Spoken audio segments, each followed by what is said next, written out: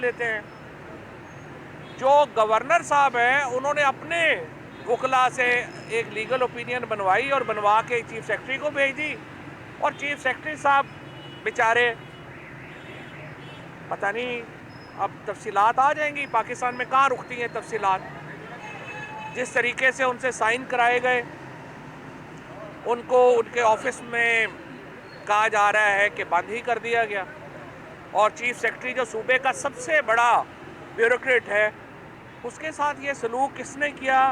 Chief secretary साहब को उम्मीद है कि वो आएंगे, बताएंगे कि क्या हुआ, कैसे हुआ, और क्या क्यों, किसने उन्हें मजबूर किया कि वो ये नोटिफिकेशन जारी करें कि परवेज़ इलाही वज़ीर आला नहीं रहे। और बड़ी बदकिस्मती है पाकिस्तान में, आइन जो है वो कहीं पीछे रह गया है। माइट इज़ राइट, जंगल का कानून नाफिज है। लेट्स सी चीफ सेक्रेटरी साहब कितनी देर लगाते हैं आपको एतमाद में लेने में, बताने में कि उनसे ये नोटिफिकेशन किसने, कहाँ और कैसे साइन कराया। जहाँ तक गवर्नर साहब का ताल्लुक है, गवर्नर एक मिसकंडक्ट के मुर्तकिब हुए हैं। आज पंजाब असम्बली ने गवर्नर पंजाब के ख़िलाफ़ अपनी करारदाद भी मंजूर की है। स्पीकर साहब जो हैं वो सदर ममलिकत को लिख रहे हैं कि गवर्नर के ख़िलाफ़ मिसकंडक्ट की कार्रवाई शुरू की जाए। तहरीके इस्तेकाक गवर्नर और चीफ सेक्रेटरी के ख़िलाफ़ जो है वो आज पंजाब असम्बली ने उसको ले आए हैं। और कल से जो पूरा हाउस है, नेक्स्ट जो हमारी प्रोसीडिंग्स होंगी उसमें जो पूरा हाउस है पंजाब असम्बली का, वो प्रिविलेज कमेटी में, इस्तेकाक कमेटी में कन्वर्ट किया जाएगा, और गवर्नर और चीफ सेक्रेटरी को पंजाब असम्बली में तलब करके पूछा जाएगा कि उन्हें ये गैर आइनी इक़दाम की जुर्रत कैसे हुई। वज़ीर आला को बनाना, उसको रिमूव करना सिर्फ मुंतखब नुमाइंदों का काम है। आर्टिकल 58(2)(b) को ज़िंदा नहीं किया जा सकता इस वक्त, जिस तरीके से गवर्नर ने ज़िंदा किया। और आज अदालत ने बिल्कुल दुरुस्त तौर के ऊपर ये फ़ैसला किया, और 58(2)(b) की जो ताकत गवर्नर ने गैर आइनी तौर के ऊपर इस्तेमाल की, उसको अदालत ने मुस्तरद किया। हमें जो अंडरटेकिंग दी है वो ये है कि अगली तारीख तक वो जो भी होगी, हम असम्बली बर्खास्त नहीं करेंगे। हमने ये अंडरटेकिंग इसलिए दी है कि अदालत ये कह रही है कि अगर हम आपसे अंडरटेकिंग के बगैर ये कर देंगे, आप 1 घंटे बाद असम्बलियाँ डिज़ोल्व कर दें, तो यूँ लगेगा कि जैसे हम कोई कलूजन में हैं। ये एक टेक्निकल ग्राउंड है, अदालत ने ली है। मैं इससे एग्री नहीं करता, PTI इससे एग्री नहीं करती, लेकिन अदालत ने चूँकि कहा कि नहीं आप ये अंडरटेकिंग दे दें, तो हमने 1 तारीख के लिए इससे आगे की नहीं है। असम्बलियाँ बाहर हाल डिज़ोल्व होनी है। आप हफ्ता ले लें, आप 1.5 हफ्ता ले लें, लेकिन इससे आगे मामला नहीं जाना। असम्बलियाँ बर्खास्त होनी है, इलेक्शन मुल्क में होने हैं। अल्टीमेट फ़ैसला पाकिस्तान के अवाम ने करना है। ये जिस तरीके से मंडियाँ लगाई जाने की कोशिश हो रही है, जरदारी साहब बैठे हुए हैं, फलाने PC में आके बैठ गए हैं, सिंध के मिनिस्टर पैसों के बैग उतार के यहाँ पे बैठ गए हैं, ये नहीं चलना। अब हम इंशाअल्लाह ताला ये जितने भी, चाहे 5 दिन है या 7 दिन है या 8 दिन है, ये केस चलेगा। हम पहले ही तैयार हैं वोट ऑफ कॉन्फिडेंस लेने के लिए। सिर्फ हमने ये कहा था कि इतना मौका हो कि जो हमारे MPAs मुल्क से बाहर हैं वो वापस आ जाएं, और हमें उम्मीद ये है कि हम अगली तारीख से पहले ही शायद अपने मेंबर्स पूरे करके, तो हम ये वोट ऑफ कॉन्फिडेंस वाला जो शौक़ है गवर्नर का, ये भी पूरा कर देंगे। लेकिन आज जो ये बहाली हुई है, इससे ये साबित हुआ कि गवर्नर का जो नोटिफिकेशन था वो अनकॉन्स्टिट्यूशनल था, उसकी कोई हैसियत नहीं थी, और गवर्नर, एक गैर मुंतखब गवर्नर, सिलेक्टेड गवर्नर, एक मुंतखब वज़ीर आला को घर नहीं भेज सकते। सदर ममलिकत से ये मेरी दरख्वास्त है, स्पीकर के जो लेटर है उसके ऊपर फौरी कार्रवाई शुरू की जाए, गवर्नर को हटाने के इक़दाम किए जाएँ, और पंजाब असम्बली इस्तेकाक के ऊपर, प्रिविलेज के ऊपर जो है वो इन दोनों से अपनी तहकीकात शुरू करे। हमारे साथ बिस्मिल्लाहिर्रहमानिर्रहीम। साबित हो गया कि गवर्नर साहब ने आइन शिकनी करने की कोशिश की, और जो चीफ़ सेक्रेटरी के साथ गुज़िश्ता रात सलूक पेश हुआ वो भी बड़ा एक तशवीशनाक है। और मैं समझता हूँ शायद मार्शल लॉ के अदवार में भी ऐसे मामलात कौम के सामने नहीं आए। अब मैं आपको ये बताना चाहता हूँ कि आज जिस तरह फवाद चौधरी साहब ने कहा कि ये अंडरटेकिंग से हम मुत्तफिक नहीं हैं, अलबत्ता हमने दी है अगली पेशी तक, लेकिन हम समझते हैं कि कोर्ट का ये काम था कि ये फ़ैसला करे कि गवर्नर का ये आइनी इख्तियार था या नहीं था। और ये अंडरटेकिंग के मामलात के ज़रिए आवाम के मैंडेट को, या जो आवाम इस वक्त सोच रही है, इलेक्शन की तरफ जाना चाह रही है, ये अंडरटेकिंग से और ऐसे मामलात से नहीं रोका जा सकता, ज़्यादा देर तक नहीं रोका जा सकता। बहरहाल हमने ये दी है कोर्ट का एहतराम करते हुए।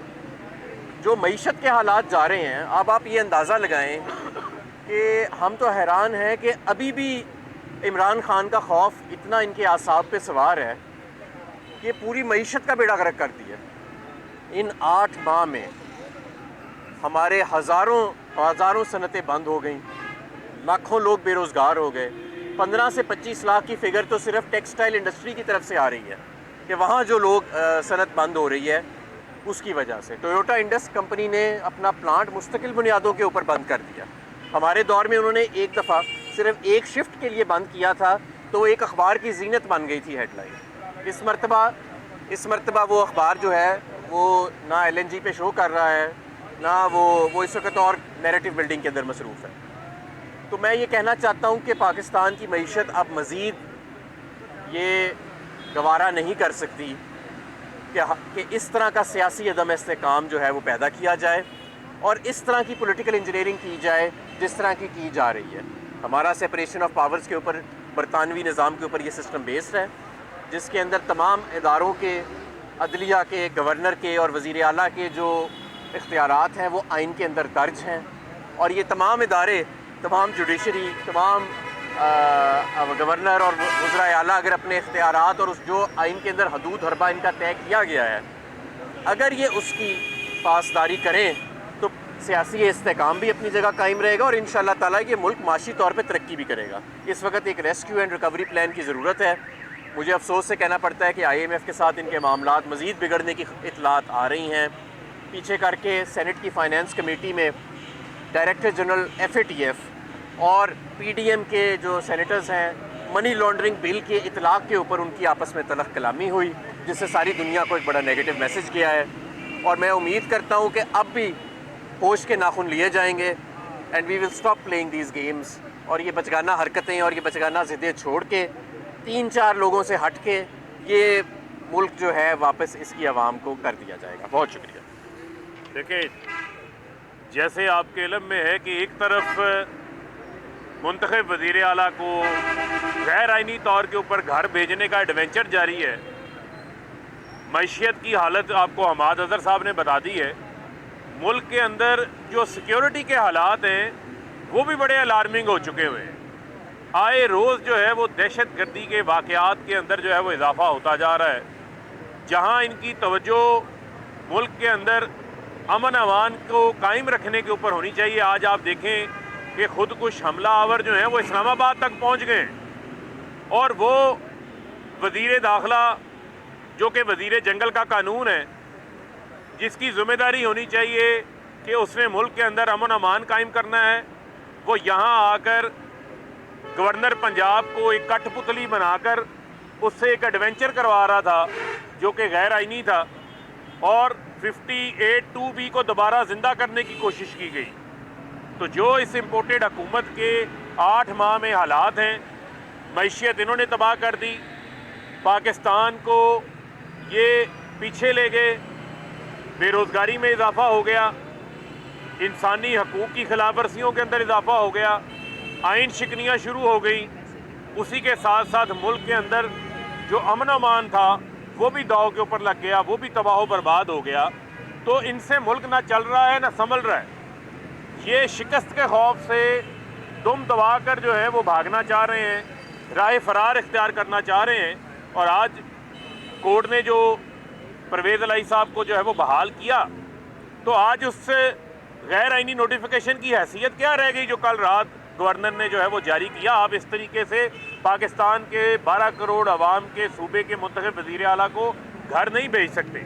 ये आइन शिकनी है और इनके ऊपर आर्टिकल 6 भी जो है वो लगना चाहिए, और ताकि किसी की आइंदा ये जुर्रत ना हो कि वो आइन को तोड़ के इस किस्म का कोई गैर आइनी जो है वो इकदाम ले सके। बिस्मिल्लाहिर्रहमानिर्रहीम। मैं आज ये बताना चाहती हूँ और कोर्ट्स की शुक्रगुजार भी हूँ कि उन्होंने जिस तरह से गैर आइनी कदम उठाने के ऊपर गवर्नर को नोटिस जारी किया है और दीगर लोगों को, आज 12 करोड़ के सूबे की जो आवाम है उनकी नज़र हाई कोर्ट के ऊपर है और मैं ये यकीन रखती हूँ कि इंशाअल्लाह आवाम की उमंगों के ऐन मुताबिक कोर्ट वो फैसला करेगी जिसमें जमहूरियत की जीत हो, जमहूर की जीत हो, आवाम की जीत हो। 22 करोड़ पाकिस्तान और 12 करोड़ का सूबा पंजाब वो इनसे पूछना चाहता है कि आखिर इन गैर आइनी और काले किस्म के जो रात के अंधेरे में फ़ैसले कर रहे हैं, ये क्या इससे ये छुटकारा इलेक्शन से पा लेंगे? ठीक है, आपको 11 दिन मिल गए हैं, लेकिन इन 11 दिनों के अंदर पाकिस्तान की जो मईशत की हालत है और जो इस मुल्क के अंदर अनारकी, जो इस मुल्क के अंदर अमन को ख़राब और बर्बाद करने की साजिश है या असल वजूहात क्या है, अवाम को आगाह किया जाए। मैं होम मिनिस्टर जो सारा दिन बदमाशी गुंडागर्दी वाली आके प्रेस कॉन्फ्रेंस करता है, ज़रा यहाँ से पंजाब से निकल के गवर्नर हाउस के बाहर रात के 1 बजे प्रेस कॉन्फ्रेंस करके सुबह 10 बजे प्रेस कॉन्फ्रेंस करके तो आप हमें धमकियाँ लगाते हो। आज बताओ कि आपके होते हुए हमारे कैपिटल के अंदर किस तरह से ये दहशतगर्दी का जो हमला है वो हुआ। लिहाजा 22 करोड़ अवाम की जो कलेक्टिव विजडम है उसको चैलेंज करना बंद करें। पाकिस्तान की बाशऊर अवाम आपके एक एक खेल को बहुत अच्छे से समझ चुकी है।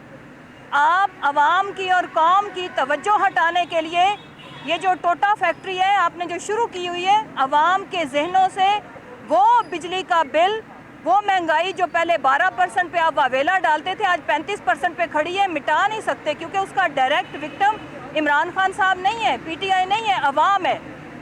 और जिस तरह से मुल्क में कारोबार तबाह किया, इकॉनमी को तबाह किया, उसकी डायरेक्ट विक्टिम आपकी अवाम है।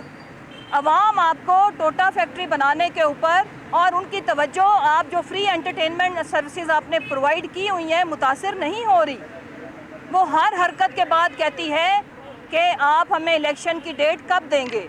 और मैं पाकिस्तानियों को और बिलखुसूस पंजाब की आवाम को मुबारकबाद पेश करती हूँ कि आपकी बाशऊर और जागते रहने की वजह से इंशाल्लाह आप देखेंगे कि हम जीतेंगे, पाकिस्तान जीतेगा। और चलो आज नहीं तो 11 दिन बाद, लेकिन असम्बलियाँ तहलील होनी है, इलेक्शन हम करवा के रहेंगे क्योंकि इलेक्शन ही इन तमाम मसाइल का एक वाहिद हल है और उसके बगैर पाकिस्तान किसी भी किस्म के तजर्बात का मुतहम्मिल नहीं हो सकता।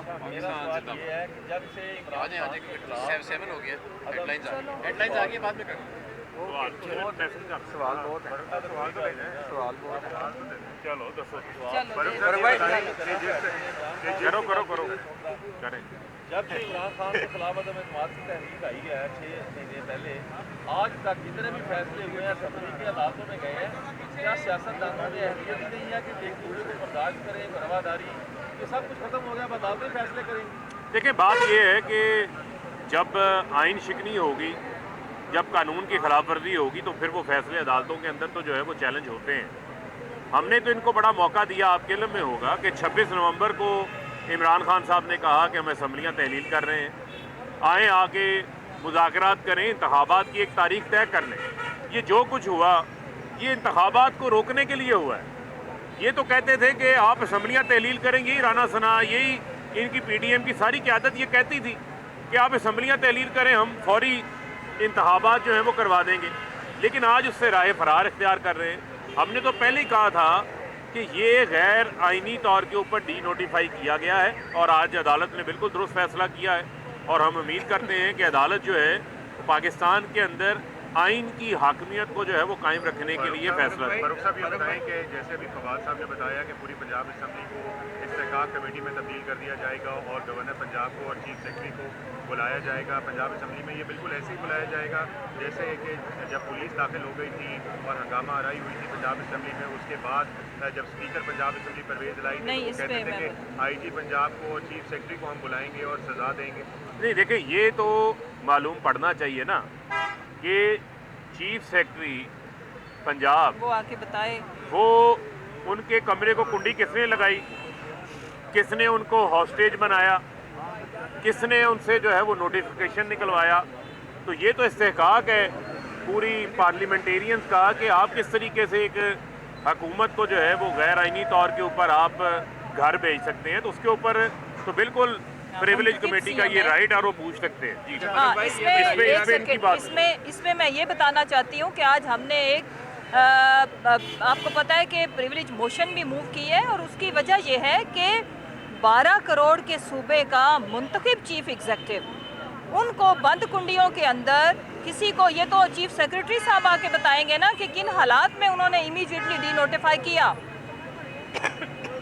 और इंशाल्लाह कोर्ट्स भी उनसे पूछेंगी। लिहाजा आगे इन चीज़ों का रास्ता बंद करने के लिए ये पूछना बहुत ज़रूरी है। फरूक भाई, ये बताइएगा कि ये जो फैसला आपने अंडरटेकिंग दे दी आज के, चीफ मिनिस्टर साहब भी कह चुके थे कि असम्बली तलील नहीं होगी, ये उन्होंने बाकायदा रिकॉर्ड पे कहा है, तो ऐसा लगता है कि जो उनकी ख्वाहिश थी वो आज आपने लिख कर दे दिया, नहीं आपने आज सरेंडर कर दिया। नहीं देखें, लिखने का मामला नहीं है, चूँकि अभी ये केस ज़ेर समाअत है, ये इसके ऊपर जो पटिशन है उसके ऊपर फैसला तो आना है, फैसला कोर्ट ने करना है। तो ये तो नहीं हो सकता कि आप एक सूबे को बगैर वज़ीर आला के छोड़ दें, बगैर कैबिनेट के आपको छोड़ दें, ये पाकिस्तान के अंदर ऐसा हो नहीं सकता। तो लिहाजा कोर्ट की सेटिस्फेक्शन के लिए हमने एक अंडरटेकिंग उनको दी है, लेकिन ये बड़ा वाज़ेह है कि हम फैसला करके बैठे हुए हैं कि इन असम्बलियों को तहलील करना है। उसके लिए चाहे ये दाएं से जोर लगाएं, बाएं से जोर लगाएं, इस मुल्क के अंदर अब इंतखाबात ही वाहिद रास्ता है सारे मसाइल को हल करने का। फारूक साहब, एक ये बताइएगा, अभी फवाद साहब ने भी बात की और आप भी कि एतमाद का वोट लेने में हमें कोई मसला नहीं है, वो तो हम लेना चाहते हैं। अगर डिसीजन भी ये आता है कि वज़ीर आला साहब ले लें वोट एतमाद का, तो और आप इस पर वो करते हैं, तो इसका मतलब तो ये हुआ कि गवर्नर ने जो कहा है वो ऑर्डर इम्प्लीमेंट हो गया। नहीं देखें, गवर्नर के वो भी तो यही चाहते थे ना कि एतमाद का वोट वज़ीर आला ले लें। ये ऐसा नहीं है। देखें, इसमें इख्तलाफ किस चीज़ का है? इख्तलाफ इसमें इस चीज़ का है कि जब एक इजलास चल रहा हो तो उस इजलास के ऊपर दूसरा स्पेशल इजलास नहीं बुलाया जा सकता। वैसे तो अगर इजलास ना होता, असम्बली प्रोग होती, तो फिर तो ये गवर्नर का आइन के अंदर इख्तियार है।